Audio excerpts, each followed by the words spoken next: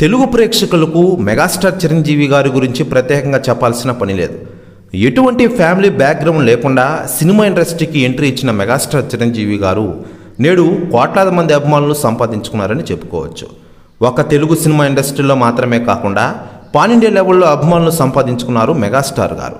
ఇప్పటికే అదే ఊపుతో సినిమాల్లో నటిస్తూ ఈ తరం హీరోలకు గట్టి పోటీ ఇస్తున్నారు.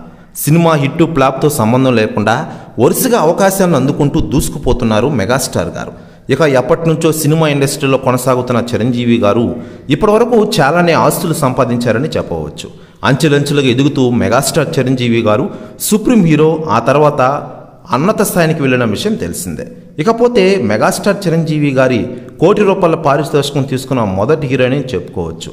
ఇక ఇదిలా ఉండగా గ్యాంగ్ లీడర్ సక్సెస్ తర్వాత చిరంజీవి గారి రెమ్యునేషన్ ₹1,00,00,000 దాటేసిందని చెప్పుకోవచ్చు. అమితాబ్ బచ్చన్ కంటే ఎక్కువ రెమ్యునేషన్ తీసుకున్న హీరో అని ఒక ఆంగ్ల మీడియా కవర్ పేజీపై చిరంజీవి గారు ఫోటో విడుదల చేశారు. ఇలా చిరంజీవి గారి ప్రస్తావన కొనసాగుతోంది. ఇక ఇదిలా ఉండగా మెగాస్టార్ చిరంజీవి గారి గురించి మరోవైపు సెలబ్రిటీలు స్పందిస్తూ ఉండగా తాజాగా అలనాటి నటుడు మోహన్ బాబు గారు స్పందించారట. ఆయన మాట్లాడుతూ, మెగాస్టార్ చిరంజీవి నాకు గొప్ప మిత్రుడు. టాలీవుడ్ ఇండస్ట్రీలోనే పుట్టిన ఒక డైమండ్. ఆయన ఎప్పటికీ రాజే. వరుస సినిమాలతో దూసుకెళ్తున్నారు, నిజంగా గ్రేట్ అంటున్నారట మోహన్ బాబు గారు. ప్రెస్ న్యూస్ కూడా తెగ వైరల్ అవుతోంది తెలుగు ఇండస్ట్రీలో.